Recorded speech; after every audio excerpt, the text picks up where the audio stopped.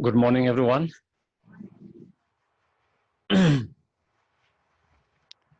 Another nice, beautiful day.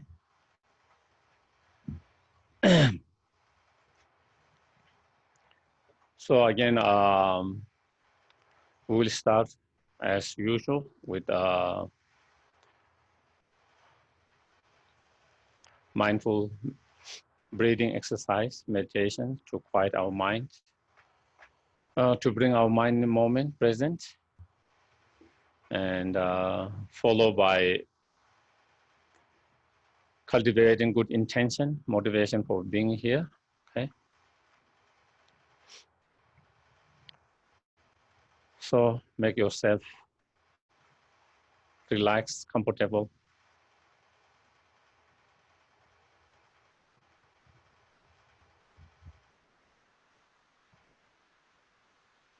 And try to keep your attention on the breath as you inhale and exhale naturally.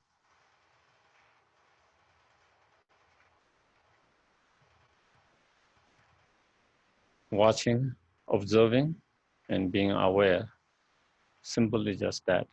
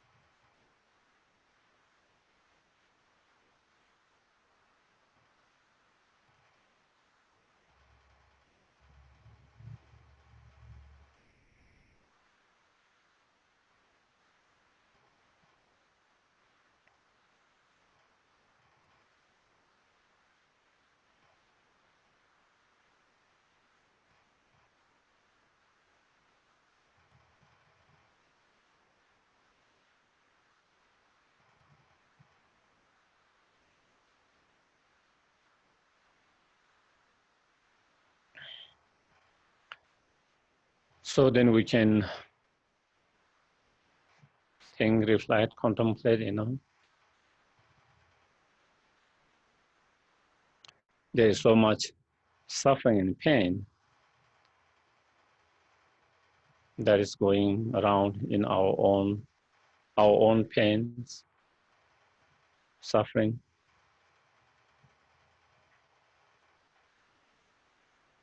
The pain and sufferings of our family, friends,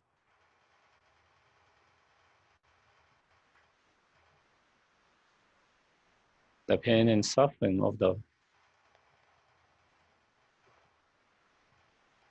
human beings in this world,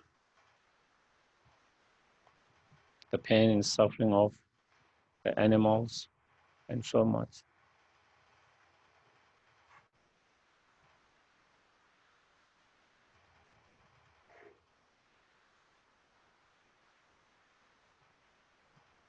When there is so much pain around us,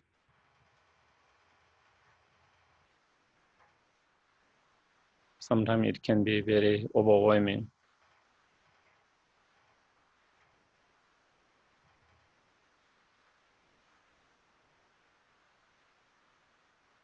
And sometimes even feel helpless, hopeless.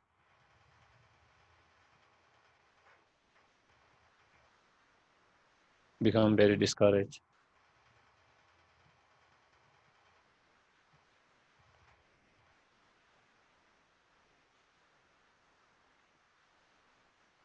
But if we become so discouraged and give up, it makes much more worse. Instead of being able to help others, we will need help ourselves.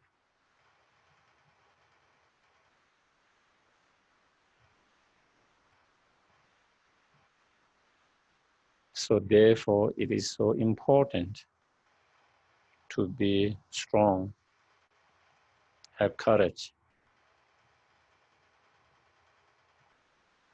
no matter how much suffering that is surrounding around us.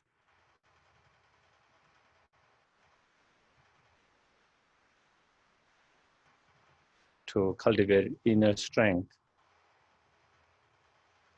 and courage. Only through that, we will be able to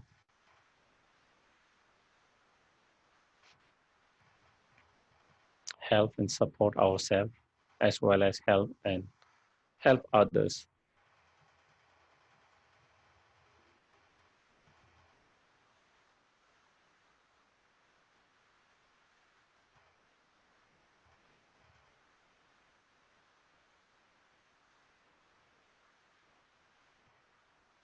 Also, when there is so much suffering,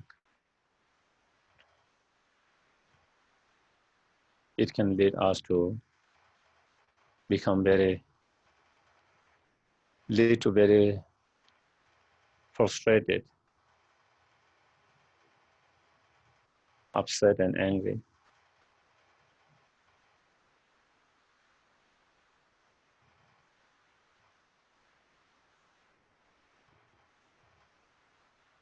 Again, those emotions such as frustrations, anger, does not help ourselves, neither help us to change the world and to reduce the suffering more.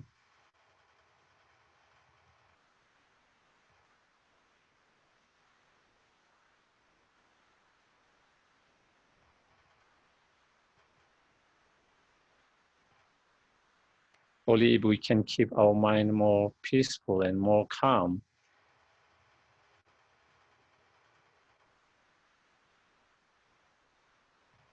can we be able to free ourselves from the problem, from the suffering, as well as to be able to help others to overcome their own challenges, difficulties, and the suffering.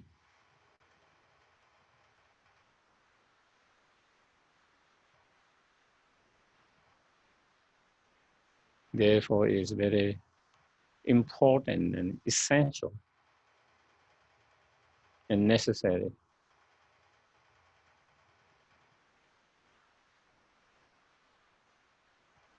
not to allow ourselves to be overwhelmed by strong frustration and anger.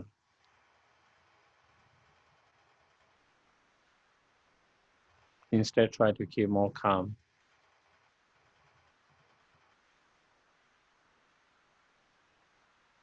and peace.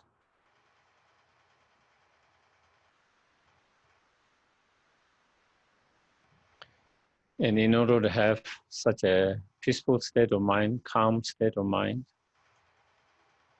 despite all the suffering, problems, difficulties, challenges, and in order to have a very strong inner strength, courage, confidence, we need to develop true loving kindness, compassion, and wisdom. If we can develop these inner qualities of true loving kindness, compassion, and wisdom, that will give us the inner strength the confidence, the courage, inner peace.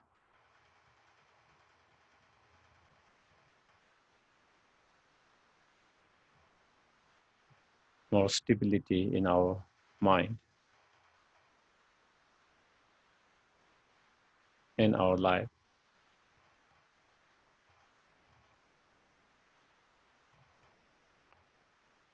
And in order to cultivate and develop those inner qualities, we need to train our mind through meditation and practice to cultivate those inner qualities, to increase, improve those inner qualities from very small, limited to unlimited state of those inner qualities.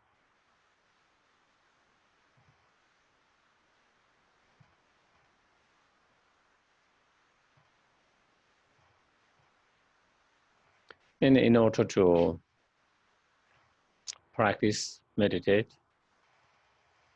we need to be inspired, encouraged,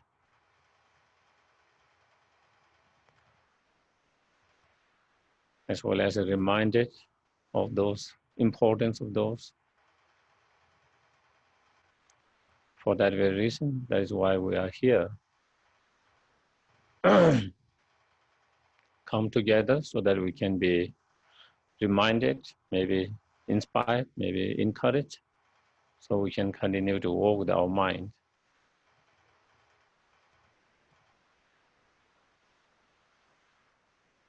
And may our coming together here with a good intention become cause and conditions to actualize our own highest potential, the fully awakened state, as soon as possible, so we can be greatest benefit to each and every sentient beings, including oneself, joyfully and spontaneous, without effort.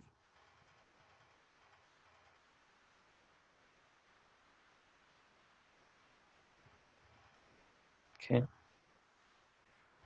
Maybe a thought came in my mind to explain about mandala offerings. Because I think there are some new peoples and maybe even some others who have seen us doing that, maybe wondering,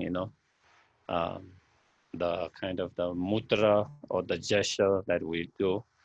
And in Tibetan Buddhism, there is a lot of symbolics, and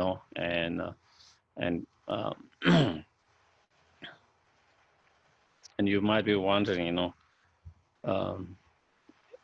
so it symbolizes the two in the middle, the Mount Meru, which is the center of the universe, and then 4 continents, that you with the two, this side, that. So that is what it kind of represents, the center as a Mount Meru and the 4 continents. And so when we do kind of visualize, imagining, making offering the whole universe, and so that is, so I just wanted to kind of, I thought, at least maybe we might have some idea what is going on. Instead of feeling maybe something strange things happening there, some secret strange things. So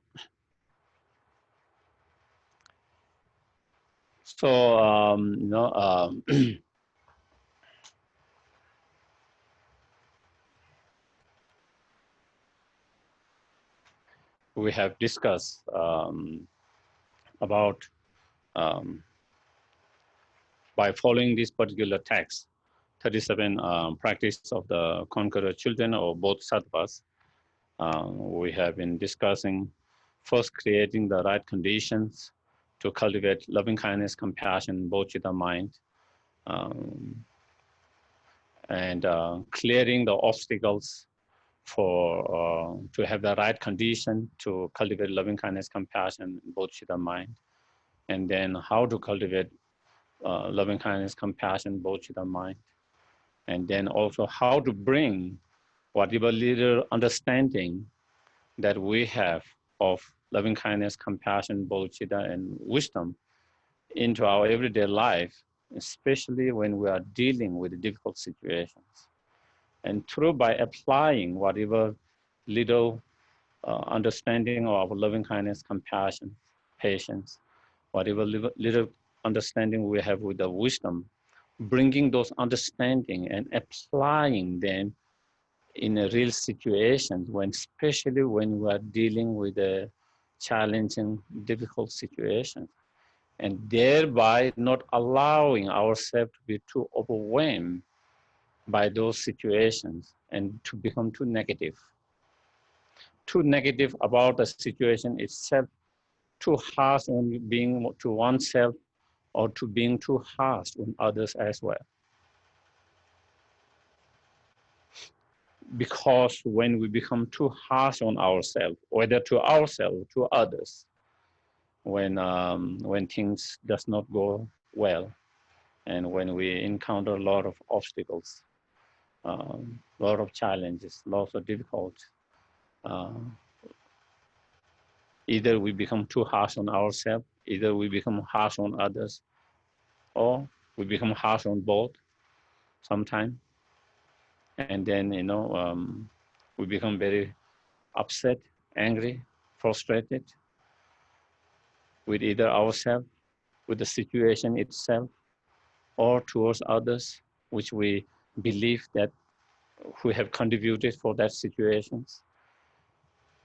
But whatever, whether it is directed to yourself, whether it is directed to someone else, whether it is directed to a situation itself, when you are in that state of frustration, strong frustration, anger, and hatred, it doesn't help anyone. It makes things much more worse. And as I have been mentioning, it only makes, it only deteriorates our goodness. We all have certain level of the basic nature of loving kindness, compassion, certain level of loving kindness, compassion. And when we allow ourselves to be carried away by such emotion as anger and hatred, that kind of deteriorate, that destroy our goodness of loving kindness and compassion. On the other hand, if we learn to be more,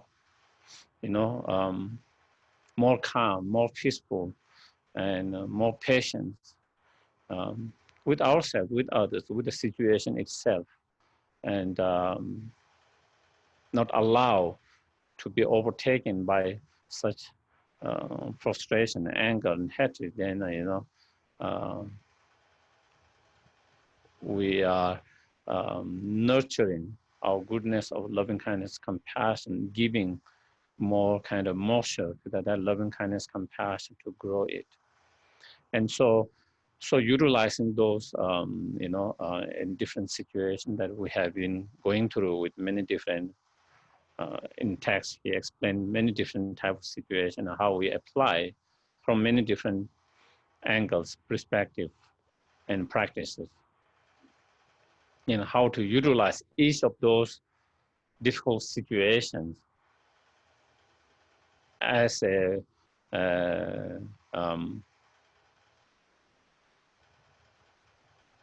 object to develop and increase our loving kindness, compassion, and bodhicitta even more. How to utilize it to develop our wisdom even further, by utilizing that situation, difficult situation, into positive as a cause to develop even more stronger loving kindness, compassion, bodhicitta mind to transform into the path and to develop even more wisdom, to develop even more convictions into the teaching of the Buddhas, into the Dharma, by understanding that how nature of suffering, how nature of samsara is so real, so true. Not only in the, sometimes we hear about how samsara is, in the nature of suffering, but sometimes it just looks just a concept.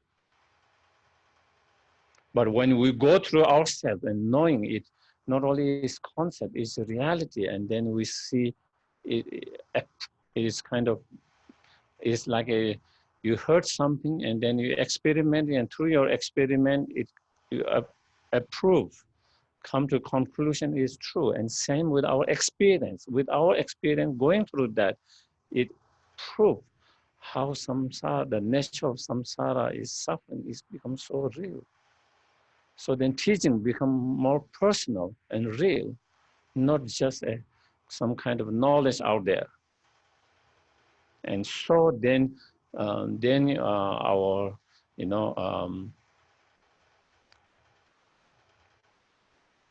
our confidence, trust in the Buddha Dharma even increases instead of decreasing.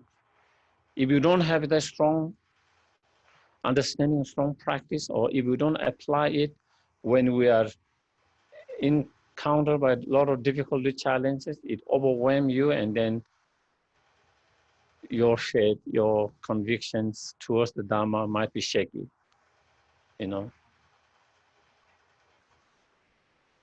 I've seen a lot of people. Even in my trip to Montana, I met one of friends, that I've known for quite a few years, and at least 3 or 4 years that I have known him since. And he has been, he was a doctor, retired now, but he has health issue himself. And but he has been kind of studying Dharma for a while, with different groups, over the years.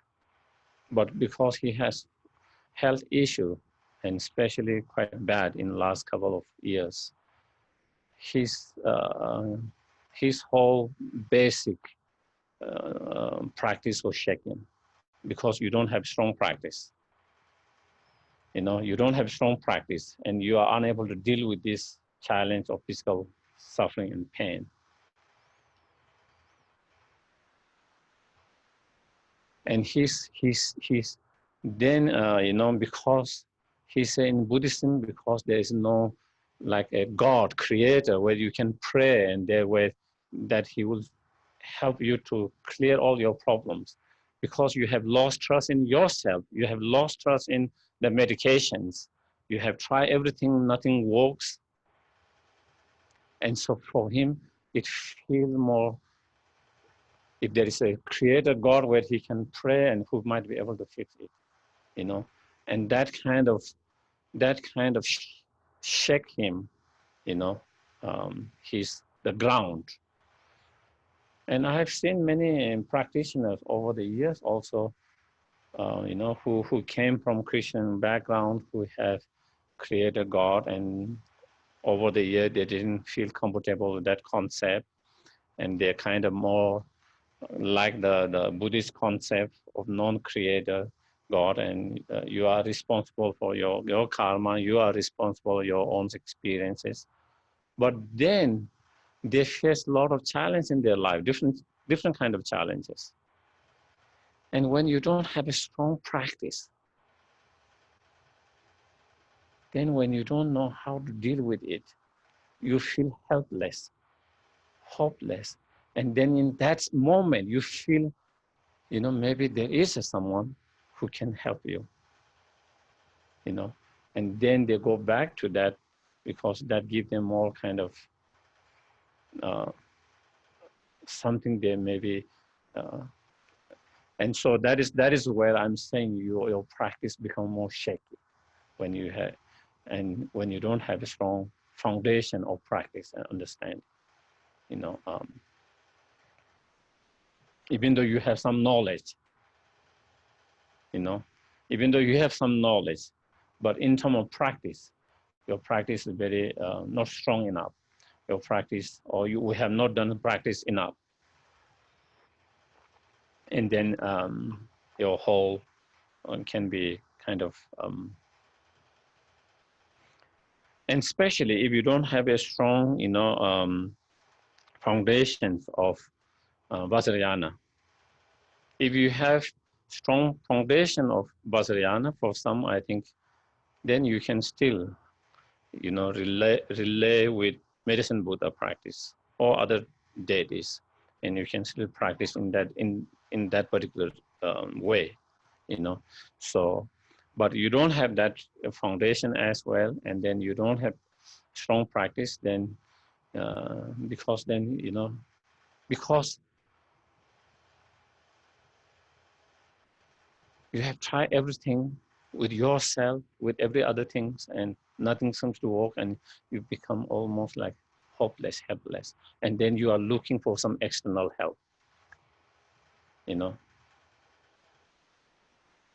You have tried with yourself, and you feel you cannot, you are incapable of doing that, and so you have no confidence in yourself. And in those medication, for example, he have tried all different medication with different, seen all doctors and all here and there, nothing seems to work, you know. So then the last options is like that. There is some external powerful being who can kind of help you, and just idea that there is possible someone there who can help you, give them some kind of hope, you know, give them some hope.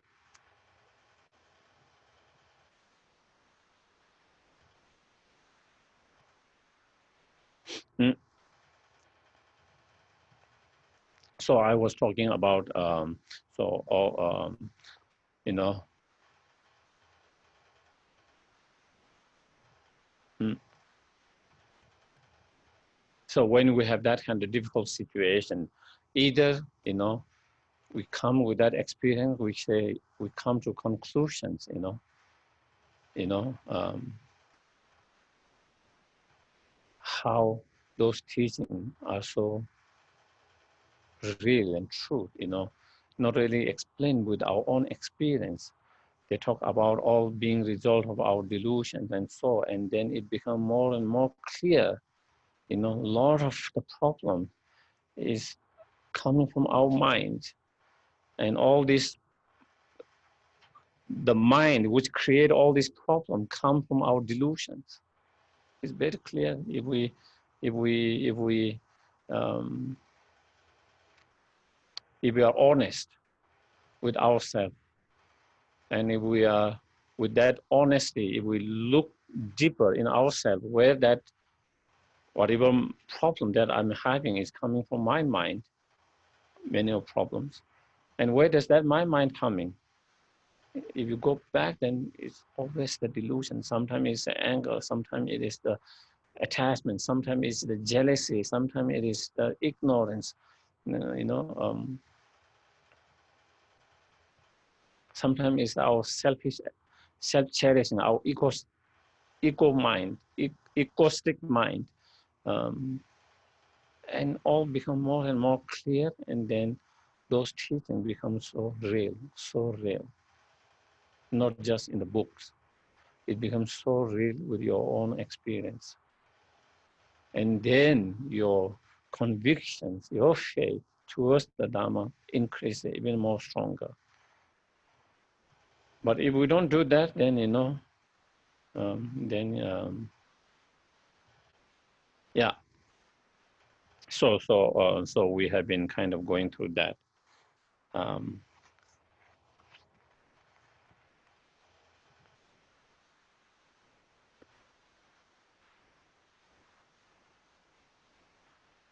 So we are on verse number 25. It's page number 7, verse number 25. So once you have developed, true loving kindness, compassion, and bodhicitta mind, and wisdom realizing the emptiness, the true bodhicitta, the conventional bodhicitta, the ultimate bodhicitta, then how to engage in the practice of bodhisattvas such as six perfections, or engage into the, how to engage in the advices or the practice, such as six perfections. So going through the six perfections. So the first perfection, the practice of perfection, is generosity.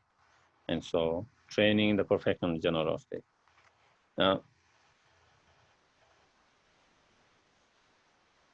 Since it's necessary for those who desire enlightenment to give away even their body, what need is there to mention external things?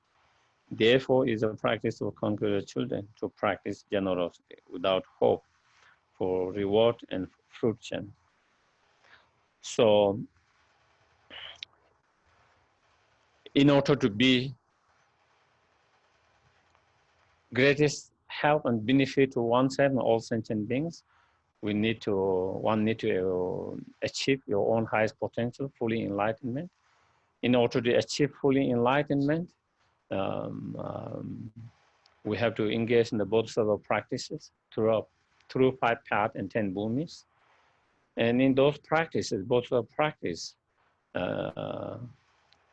as you reach on higher levels of the bodhisattvas in the bhumis, then you might have to even practice the generosity of giving even your body, even your life, when the time comes and when you are ready and when it's required. Just as if you read the Jataka tales about the story of the Buddha's previous life as a bodhisattvas, and as a human beings, as animals in different forms, that the Buddha's previous life as a bodhisattvas, in some cases he gives his whole body.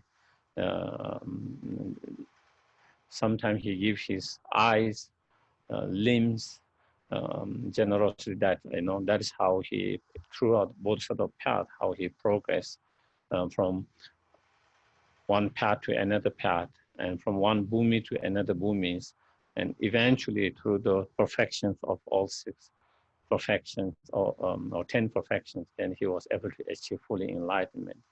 And so for here, the author is saying same way, in order to us to achieve fully enlightenment, Buddha himself, so then we have to also practice those. But of course, as we have, I don't know, not here maybe, but also if you read all the Lama Tsongkhapa's Lamrim, middle or great Lamrim, he make it very clear when to make the generosity body and not, to know exactly the time. When you are not ready, you are not encouraged to do that. You are discouraged to do that. Only when you are ready with your higher level of practice, when you have direct realization and emptiness, when you have a strong bodhicitta mind, then when you are able to even make such generosity of even your body or life, then that wouldn't be a problem. It would be helpful. But when you are not in that high level, then you are discouraged, because you can use it for much more other greater purpose, and so that is just to kind of clarify a little bit on that. So if that is the case, then here he's saying, then what is the need to talk about giving the material things, practicing the generosity of material things and giving. So, mm, so then I want to kind of read one verses from Lama Tsongkhapa's Song of Spiritual Experience. Lama Tsongkhapa's his very short writing, Songs of the Spiritual Experience. And it is a verse for the generosity where he says, here the translations is slightly different. Instead of generosity, is giving is the translation. Giving is the wish-granting jewel that satisfies the wishes of all beings. You know, it's the best weapon to cut constructing knots of miserliness. You know, it's our miserliness construct. They're clinging and grasping. So it's generosity or giving is the antidote, the weapon that cuts that. It is an undaunted deed of the Bodhisattvas giving birth to the courage.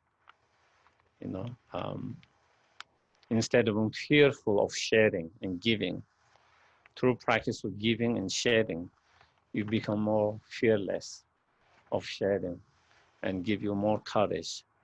As Shandeva says in God's Bodhisattva way of life, the thoughts, what will be left for me if I give to someone? If I give to someone, what will be left for me to experience? That kind of fear, you know, that is the attitude of, you know, I don't know, devil is the right word, but is the attitude of devil. But the attitude, you know, if I enjoy everything myself, what will be there left to share with others, to give to others? That attitude is divine attitude. And so that, you know, when you start to have that kind of divine attitude, then you become more fearless to give, to share, and you have more courage, you know. And it is the basis to proclaim one's fame throughout all 10 directions.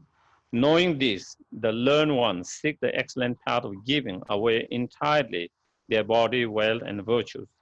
I, a yogi, having practiced in this manner, you who aspired for the liberation, too should do likewise. So that was his advice. So when it comes to the practice of giving or generosity, you know, it is the attitude, the thought, the wish to give, as well as the action of giving through your speech and physically, you know.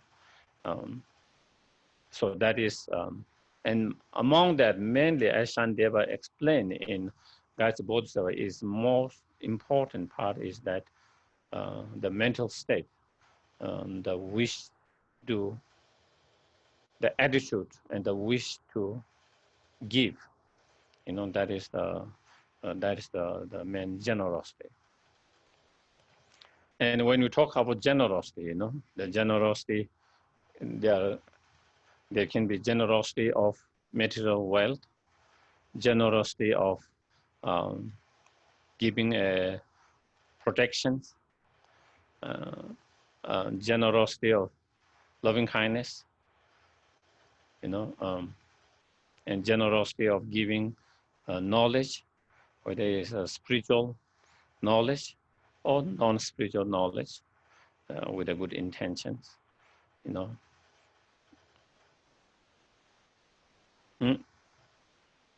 And generosity is also giving the virtues, you know. But normally it's the four kind of generosity.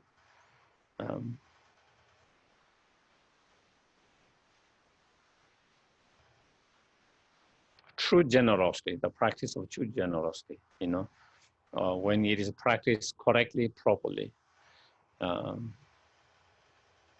when you practice the generosity in a correct and proper way, you know,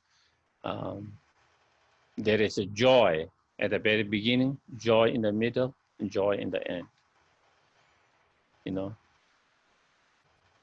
when we have a wish to give something because you have been kind of touched, your heart has been touched because of their, because your heart has been touched, because you have been inspired with your loving kindness and compassion. When you have been inspired with loving kindness, compassion, or being touched, something, and then when you have wished to share, wish to help, wish to give, that very wish, when you have that wish to give, there is a joy in that. Just a wish to give, wish to give is just like,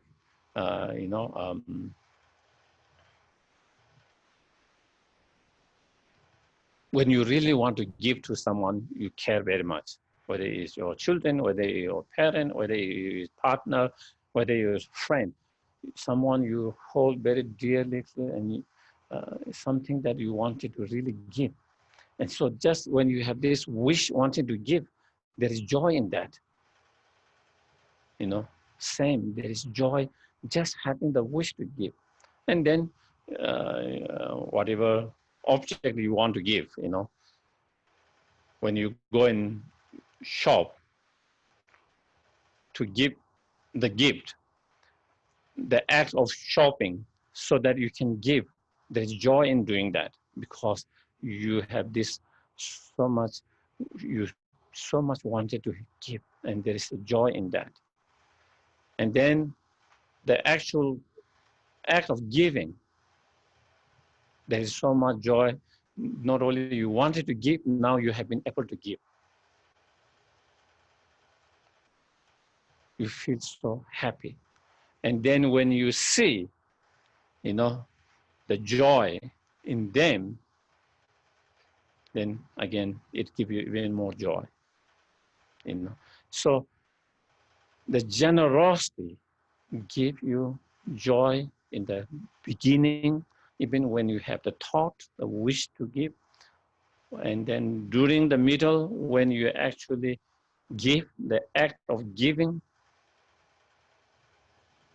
And then when you have been able to give it, there's a joy in that. And of course, it is something, it might be something else when you have been kind of pressured to give. You might not have same level of the joy that way, socially and whatever way, but when it is coming from your heart, you want to give, then there is all this joy and generosity, true generosity, when it's coming from your heart in that way. I think I've seen in one of,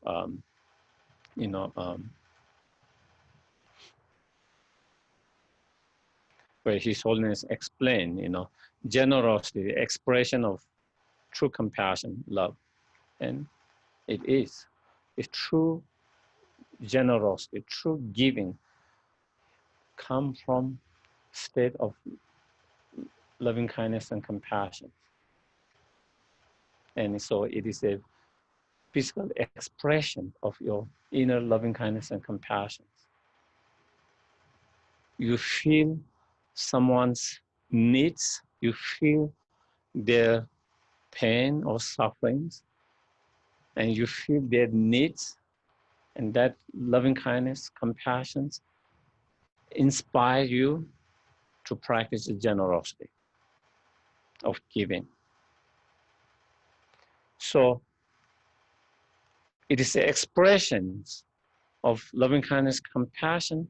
At the same time, the practice of giving also help to develop loving kindness, compassion even further. So it kind of enhance each other, implement each others in their practice. And that is what, what I see. Many of those practices, they are very interrelated, and each practice help the other practice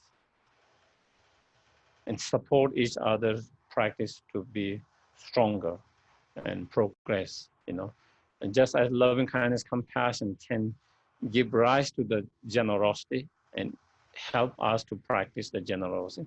Same way, the practice of generosity also help us to have more loving kindness, compassion, to develop more loving kindness, compassion, increase it as well. Mm.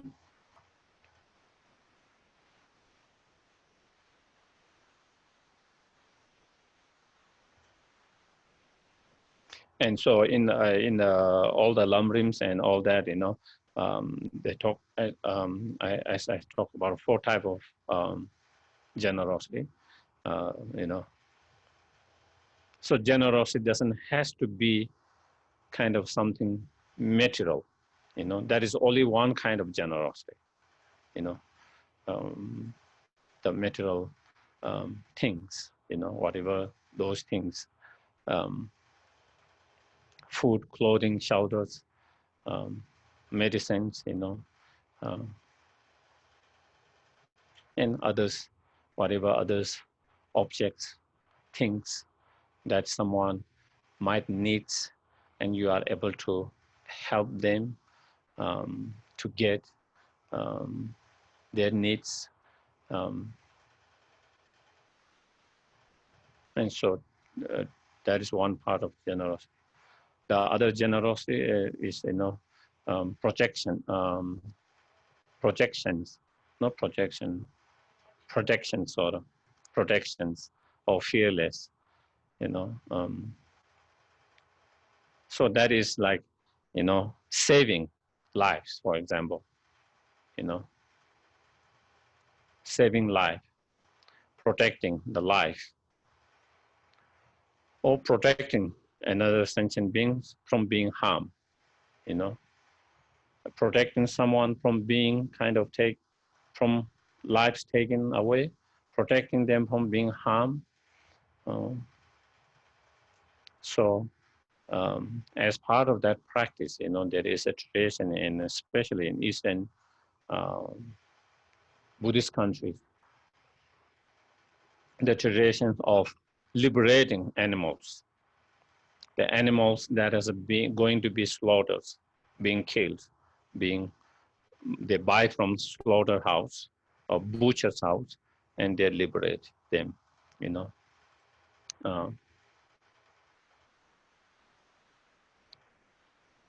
And of course, that is also one of the projects of the Lama Sopa Rinpoche. He has he liberated 108 yaks from buying from there where they can be killed. And then there is animal sanctuaries in Nepal where they are mostly goats bought from the being butchered, and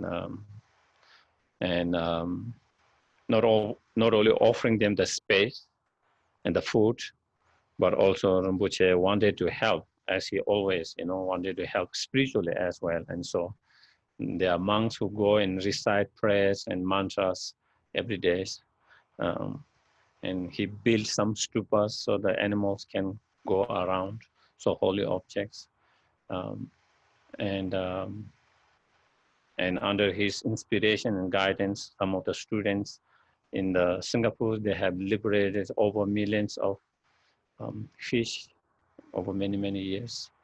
Like that, kind of giving protection. And of course, many of you have saved maybe animal from animal shelters, taking care of that. That would be one of the practice of generosity or giving protections,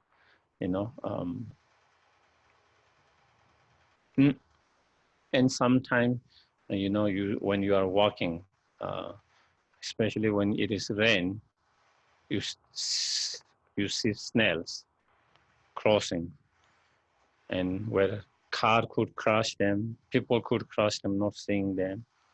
You can just pick up and keep in more safe, put them in a more safe place. That would be the practice of giving a protections, or when you see some animals, insects drowning into the water, we can help them to kind of pick up, put there. So those are the act or practice of generosity or protection, is act or practice of loving kindness, compassion, is act of practice of care for other beings, other sentient beings, and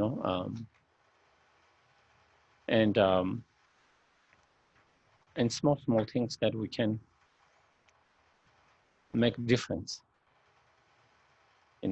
Even though we might not be able to change the world immediately by ourselves, but we can try to help small things around us, just participating.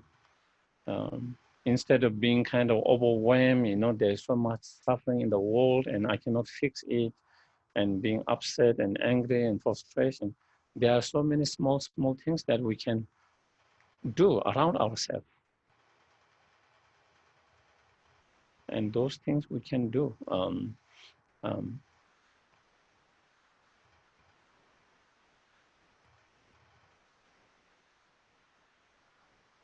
So the generosity of the protection and giving fear, because of course there is a fear if they are going to be butchered, there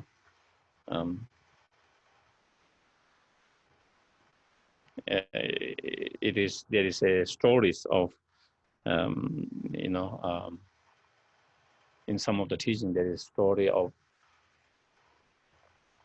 a butcher having many sheep, which he butchered and killed and sell the meat, So he had killed one of the sheep, and then there was one sheep which saw the other sheep being killed.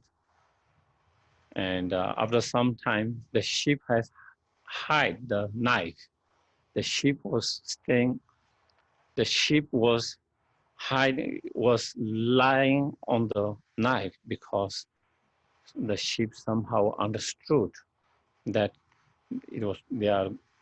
that sheep itself, others are going to kill, and it is this weapon that is being used. So, and just that just kind of shows that how much fear there is, how they understand that they might be harmed, that they might be killed, just like human beings, and the fear they have, just like we don't want to lose our life, they don't want to lose their life, and so there's fear, and because of that,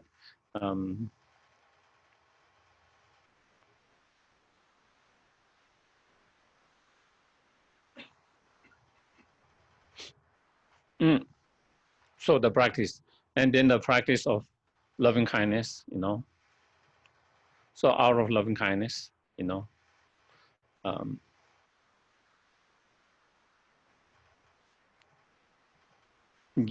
giving your love, giving your compassion, giving your care,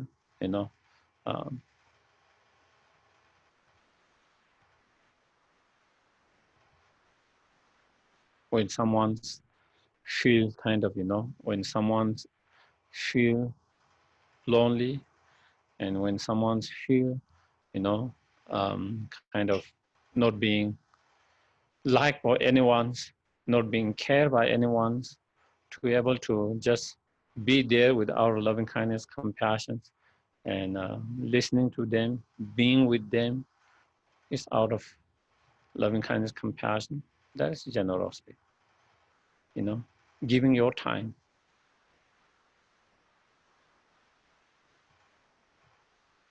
Being there for, sometimes just being for them, nothing more than that. Sometimes, people have problems they want to discuss, and sometimes, I don't have the solutions,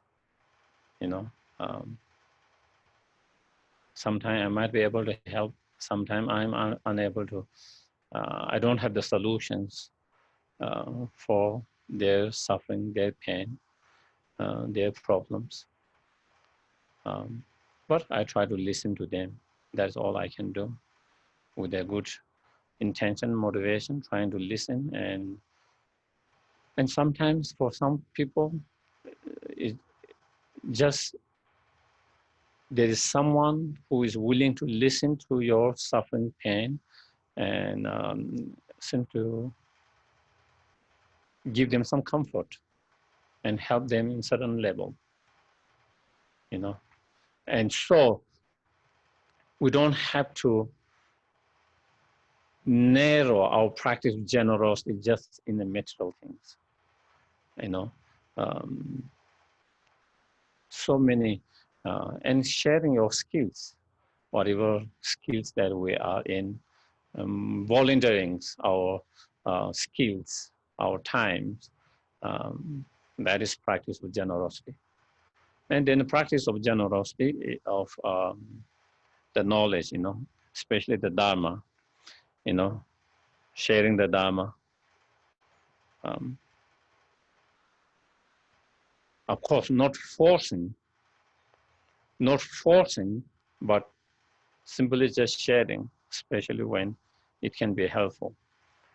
And to practice the generosity of Dharma, you don't have to be someone like teacher on the seat, on the cushion, on the throne, on you know, whatever Dharma knowledge that you know, whatever Dharma's experience you know, when it is required, when you can be shared, that can be helpful, you share, and that is practice of generosity of the Dharma.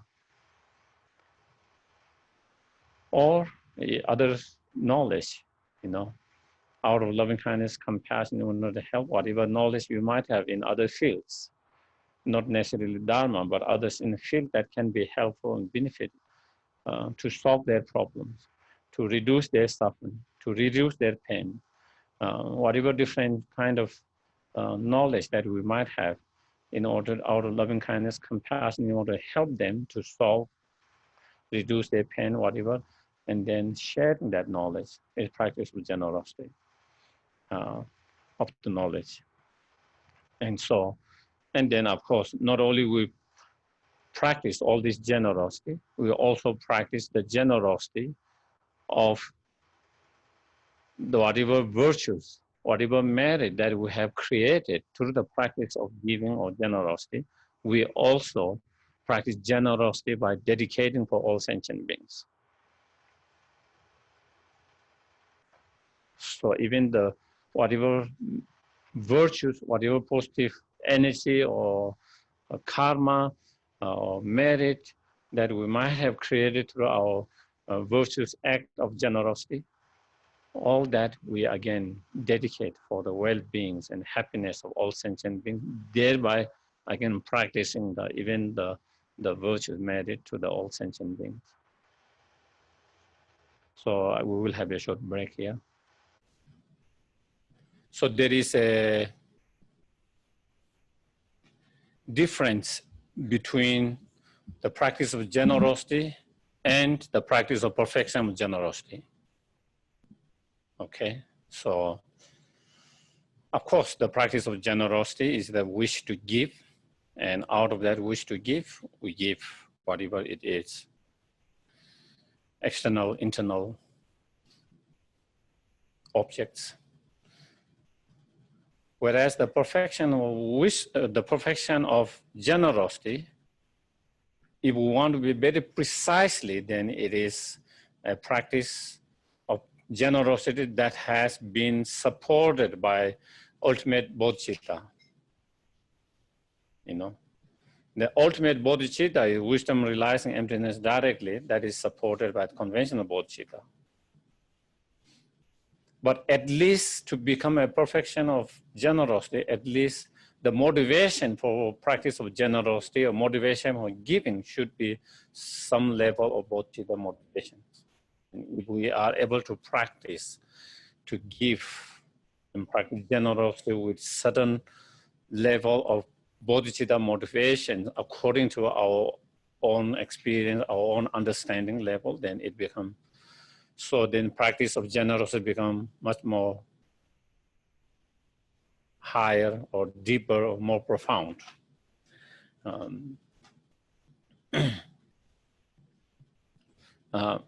As it said, when we practice a generosity, we should be able to give, in order the practice of generosity become more profound, more authentic, more sincere practice, we should be able to give without any expectations in return.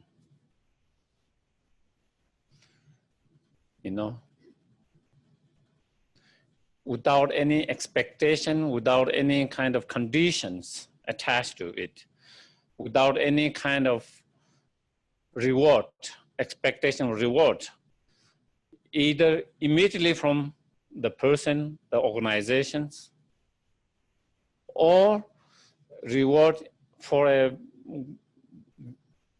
better wealth or more wealth in the future.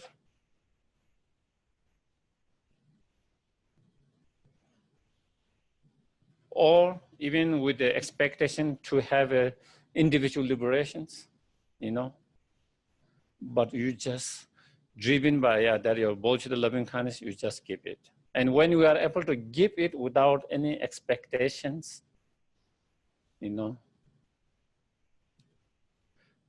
becomes less disappointment. A lot of time we give, but we become disappointing later.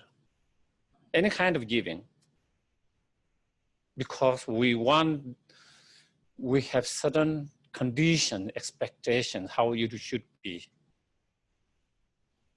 Of course, before we keep, maybe we want to make sure that it is not misused, it is properly used, all of that. And then once we give it, we just keep it. Otherwise, then we get disappointed afterward, because maybe it wasn't, acknowledged, it wasn't appreciated. And so we get kind of, disappointed. Instead of your practice of giving you a satisfaction and joy and happiness, it leads to a disappointment. And the disappointment comes because you give with certain expectations, certain conditions, and maybe those are not met. And those are not met sometimes, it's not because they are trying. Sometimes even despite them trying all the best, sometimes we are human beings, we make mistakes. Just as a leader of any organization, just as we want to appreciate everyone, sometimes you are too busy, sometimes you forget, and then you forget to acknowledge, you forget to appreciate, and sometimes people get disappointed. But not because they don't want to do. Sometimes things get, sometimes you just forget, Yes, please. Isn't generating merit accepting No, something? I think merit is when you do something good, something virtuous, then you create certain, positive virtues or positive energies, you can say, or and that comes when you engage in any virtues, merit is created. I've heard instructions like, if you do this, will generate extra merit. And And it's like, I'm getting. Yeah, I think because sometimes we are like that. It shouldn't be that shouldn't be the case, but because it is like we are so used to, if I give that, what will I get it? This is our mentality. Okay, if I volunteer, what will I get it? If I contribute it, what will I get back? If I help, what would I get back? We have this mentality, therefore, they have to explain, that is what you get. Even though you shouldn't be the one because of our mentality, that is how it explained. But, you know, I think if without any expecting of creating merit, virtues, I'm just doing because out of loving kindness, compassion, I want to do. If you do that, you will create more merit, more virtues. And if I do that because I will create merit, then it will be less merit.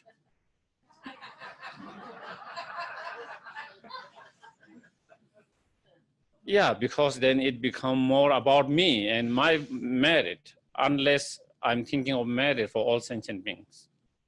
Okay, it could have a different motivations of wanting to create merit. One way of thinking, because I need merit, so for my success. Okay, that will be kind of limiting. It will be selfish attitude. Whereas I need merit so I can become enlightened, so I can be more beneficial to others. Or I need more merit to help more others. So in that cases, then the motivation to create more merit for all sentient beings, for others. So that might have a difference. But if, in order to help and benefit all sentient beings, therefore I'm going to engage in whatever virtuous action you engage. If you do that, you create more merit. And I think in terms of a lot of the things, you know, I think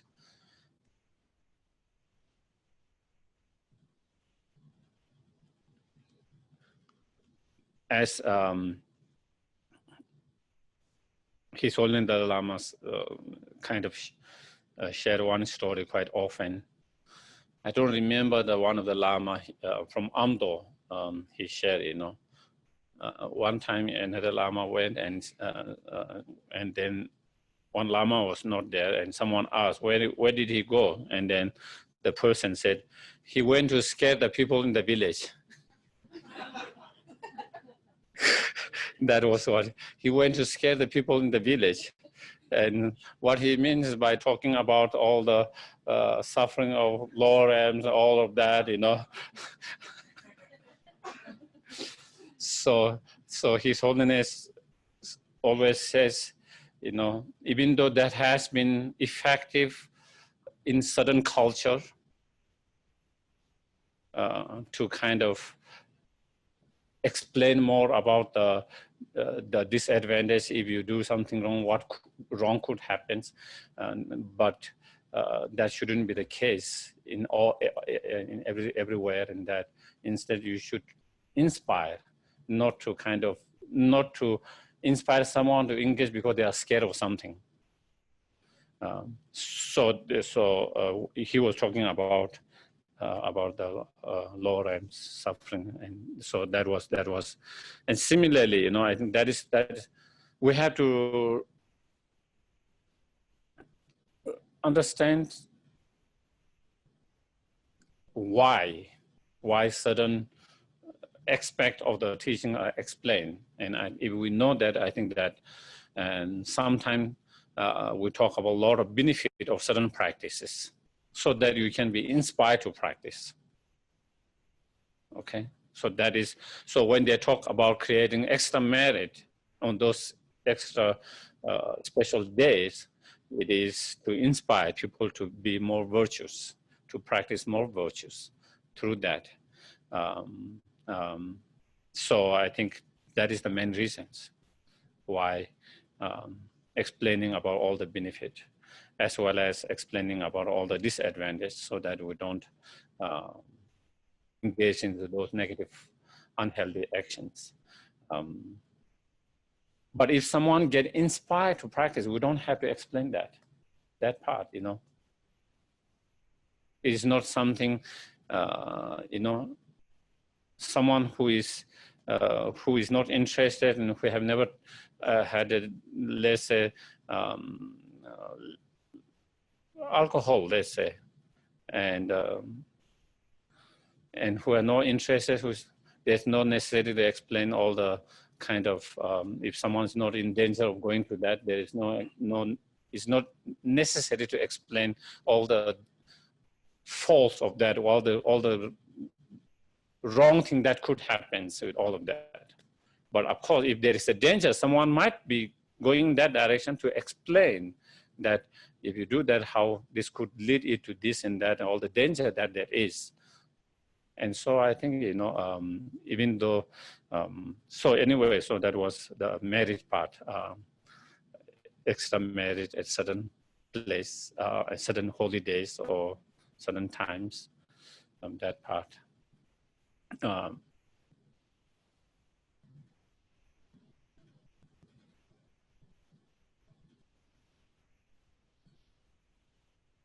So where was I? Now I'm kind of, I am in a world, in Pecos wilderness. Not 26, but where I was, without, yeah, now I'm now, without condition and expectations, without any reward to be able to give that.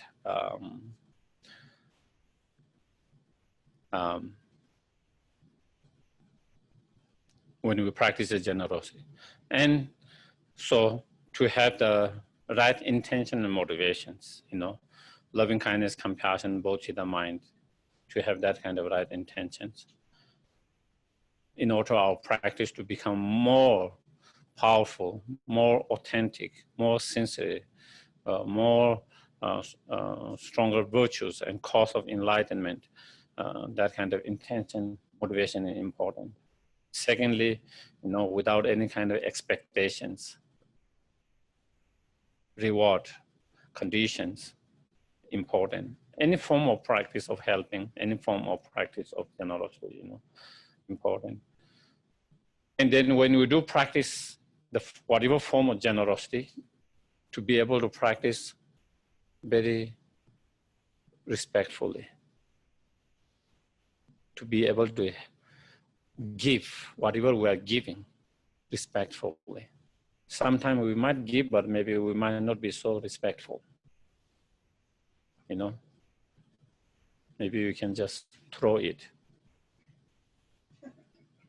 And that is, again, we can learn from, when you see, when Lama Zopa Rinpoche is, so much you learn just from his observations.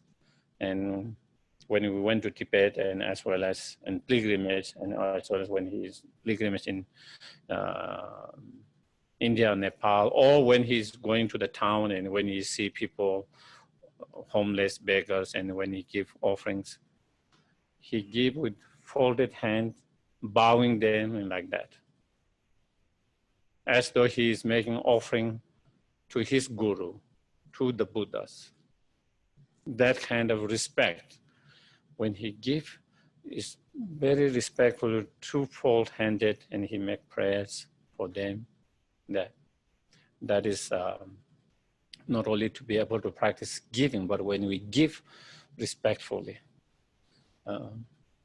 And so not only you are able to help, materially, but also when they feel someone, not only give them the material thing, but with such a respect, maybe their self-confidence might increase.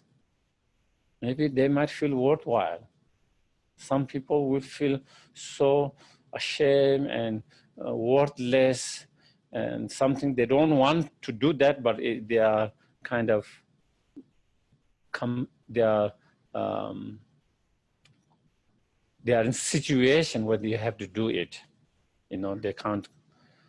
And sometimes that way, when they are in that, they feel very kind of ashamed of themselves, embarrassed of themselves, and a lot of low self-esteem about themselves to be in that situation and to be begging, And then when you see someone who doesn't treat them as they are, something less, because of respect that you show, that someone make you feel you are, because of your, in that situation, you are not less.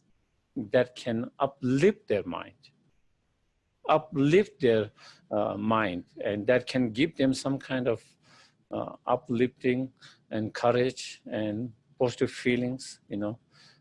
It can have so much positive impact. Sometimes we don't know. On other hand, when we treat, while we give, when we give them disrespectfully in a not a nice way, it can have a negative, emotionally negative consequences, because they feel I'm being treated like unwanted or something less, you know. And so then that could have a, and so then when we give them respectfully. And then when after you give it, you dedicate and make prayers and dedicate for the well-being, all the virtues that you have created for that being as well for all sentient beings. Taking the time. When I was with Rinpoche in a pilgrimage and those different places, you know, he takes so much time when he gives or offering, whether he's offering to the Buddha Dhamma Sanghas, holy objects, or whether he is giving for homeless people there. He make time to cultivate the intentions and dedication, prayers. Sometimes it might take 5 minutes, sometimes 10, 20 minutes, sometimes half hours, you know. And so that is, I think, if we can learn even very small from that part, and if we can apply, implement even a small aspect of that in our practice of giving, I think it will be more beneficial. And when you give, you try to give it on the behalf, thinking, I'm giving on the behalf of not only myself, my whole family, my whole sentient beings. So therefore, you are creating a virtues for all sentient beings, because we do have some karmic connections to all sentient beings.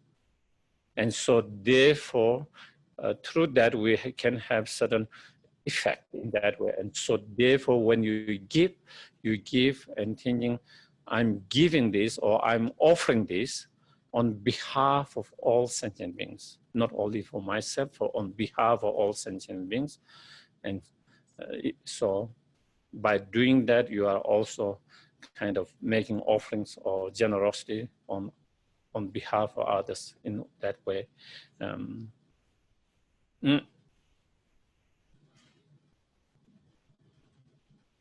And while we practice the generosity, you know, trying to implement all the 6 perfections within the practice of generosity.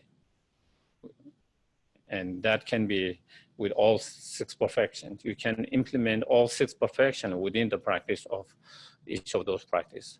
So in terms of practice of generosity, whatever object that you are giving, that is a practice of generosity.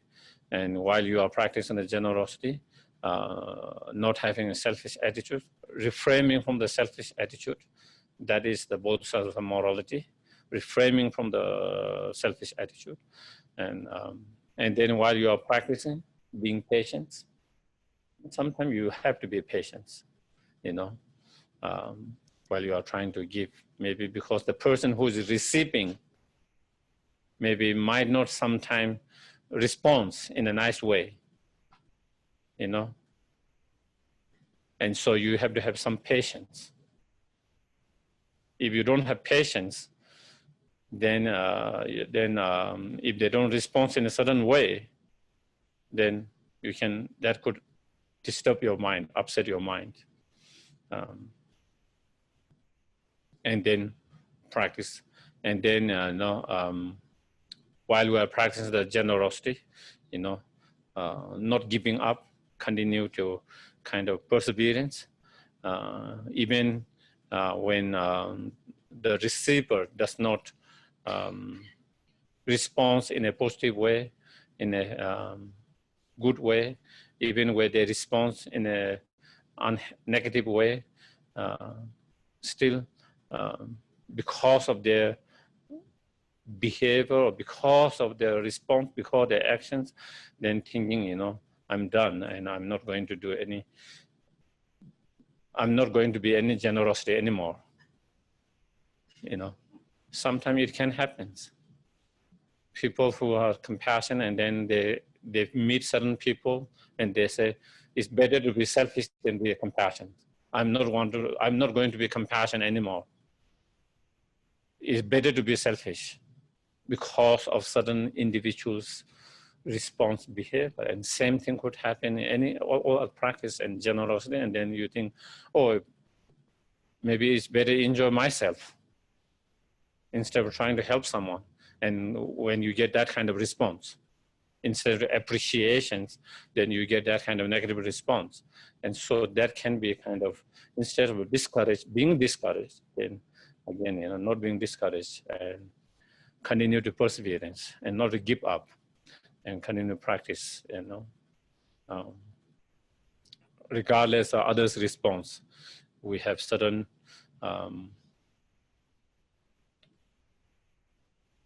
principle, certain belief, and certain way of wanting to practice, certain way of, and so on the basis of that, then we continue to, and then trying to have certain concentrations, especially when we try to, with that concentration and mindfulness can help us to be able to practice, you know, more respectfully, in a more healthy way, in more better way. When we are not mindful and when we are, our mind is somewhere, then even when you are trying to help, but because of not being mindful, then the way we give, the way might not be, it might offend someone, you know, and that way.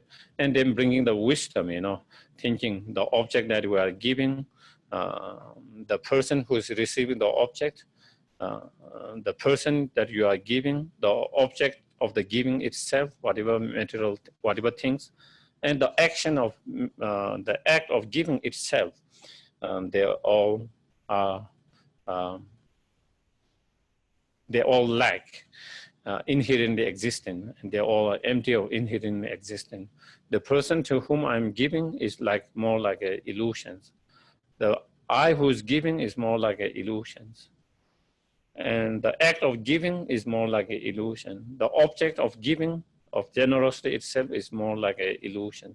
And through that practice, then when you are give, so if we can apply all these aspects of the practices within the generosity, then we can practice all six perfection within the generosity practice. And in that way, then the practice of generosity become much more powerful.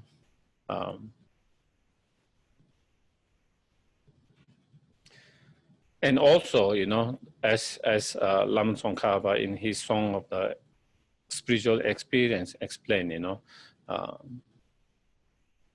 also the practice of generosity act as an antidote towards greediness, miserliness. Because of greediness, miserliness, we cling on everything very tightly. We don't want to give, we don't want to share. You know, and because of that, as I mentioned before, the fear of what will happen to me if I give, you know, and that kind of fear has, if we have not trained our mind from homeless to the most rich person in the world, even the most rich person in the world, that is how they feel.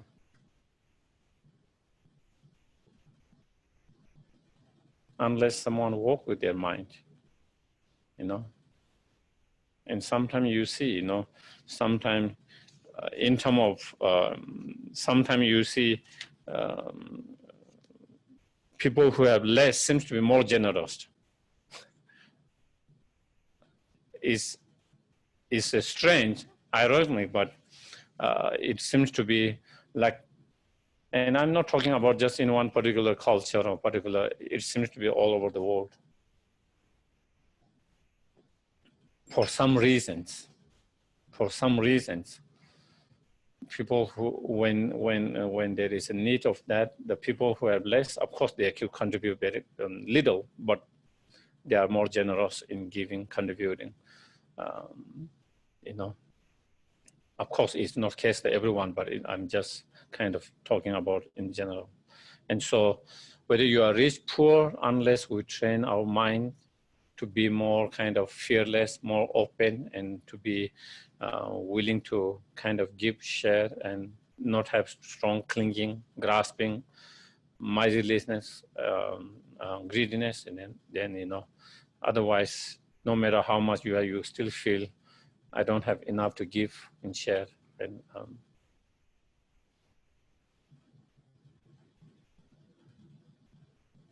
but all, like everything's, if we train our mind, then we can become more courage, less fearless, and more open and fearless and joyful in givings and practice of generosity.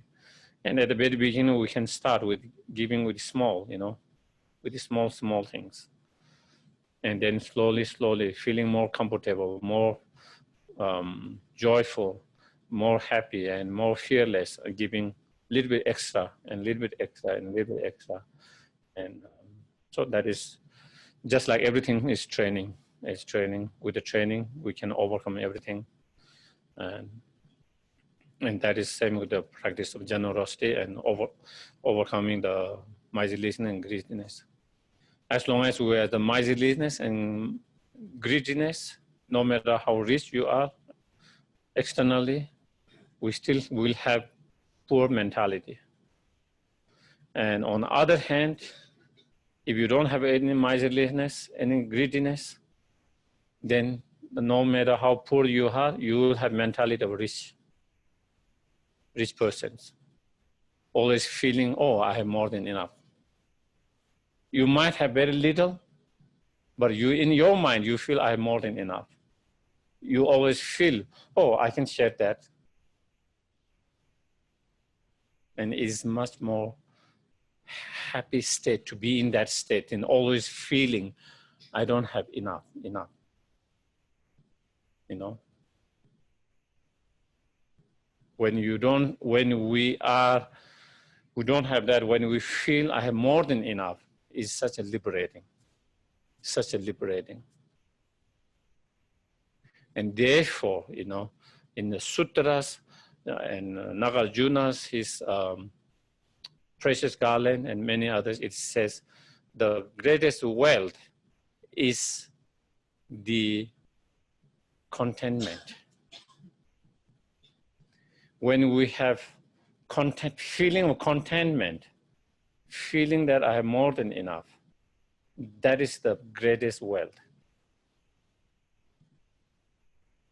Because you are rich inside, you know.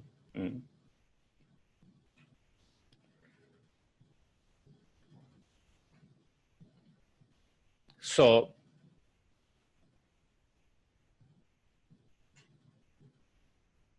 and I think I have shared stories, you know. There are so many, if you look, you know, there are so many kind of inspiring stories, inspiring how generous people are, even when they have so little, you know. I was listening to one of interview with one musician in Nepal, and he went and visited many villages, very remote areas, just to kind of explore the country, explore their folk musics. And in those villages, they don't know him at all. Never heard him, never seen him, you know. And he said he went, and then, you know, he asked place to stay and food to eat, and people are very poor people, you know, in those villages, just maybe enough to survive themselves if the weather is kind. When the weather is not kind, then they don't have enough to survive even for a year, you know. And many of those villages are like that. And he said in one, he shared in one home he went, and he asked him place to stay, and they gave, and then there was only one bed. So they gave him the bed, and the parent and the child, they sleep by the door because it was a small house and only one bed, and he was stranger, you know. They didn't know him. He have never met them. He's stranger. Still, the kind of the generosity is, and then he says sometimes in some places from one hill, he called to the other hill, you can hear them say, can you cook there? I'm coming there, and they will cook there. And such, you know, he was sharing about those. And there's so many stories that all over the world of people's such as incredible generosity. Also, there was I saw during the earthquake, the BBC journalist who was saying again, a old lady who have all her home is gone and collapsed, but she has a little bit of food that is left, and she insisted him to come and join and have the meal, and like that, you know. And even in this visit, I was in Montana, and I stayed with one person. I have never met him before. He's a old Dharma practitioner, but I have never met him before.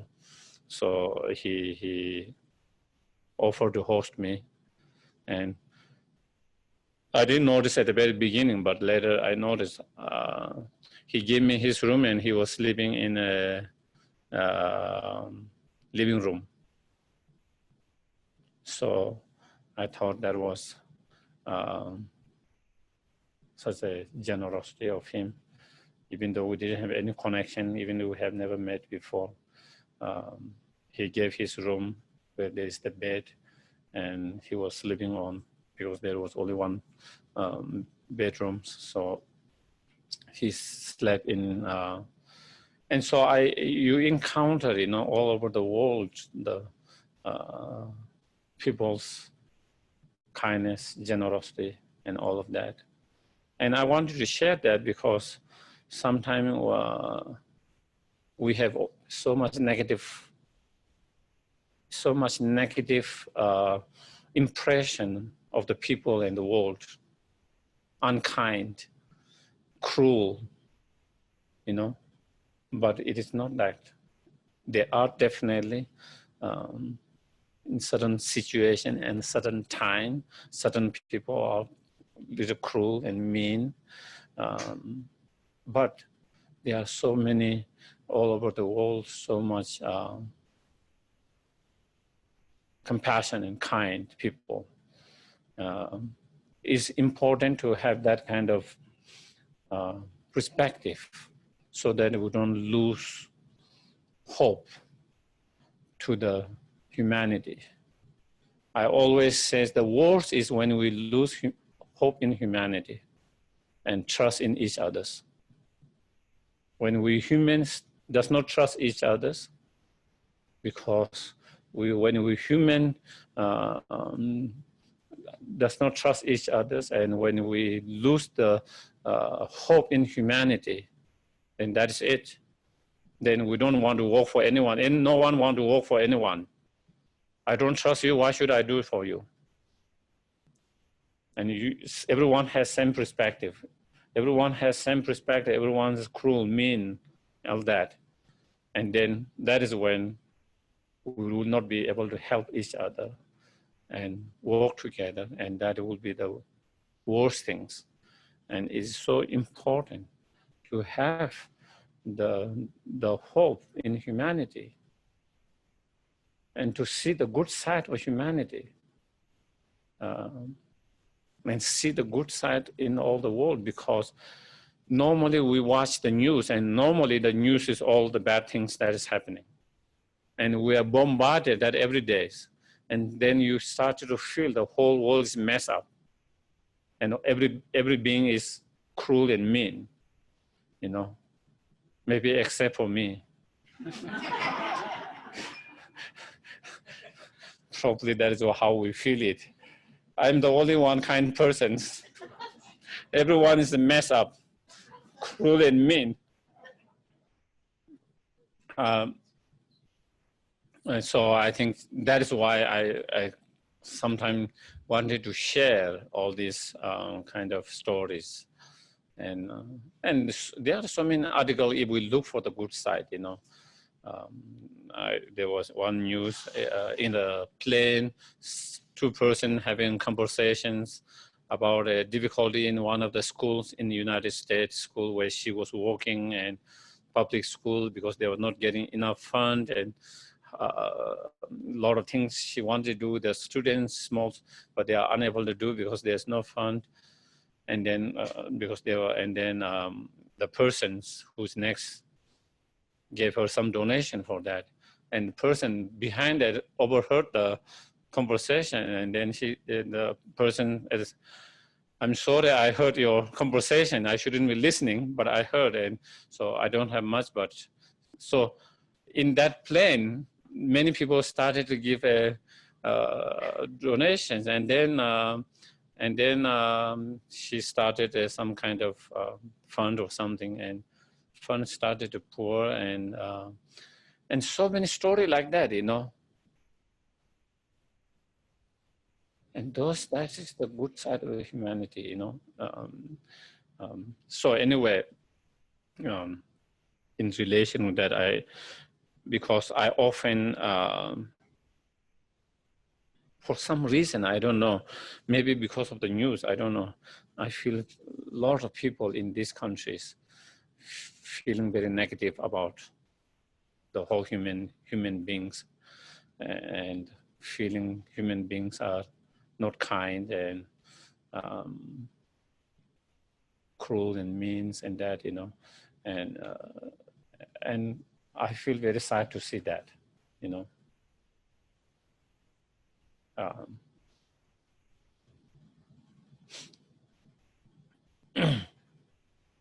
So while we need to be aware of the cruelty and mean that things are happening, at the same time also we have to be aware of all the positiveness, the potential, the goodness that is in the world, so that our mind is not kind of imbalanced. So our mind can be more balanced, and to have more holistic view instead of very narrow view of the humanity or of the whole world itself, you know. So I will kind of stop here.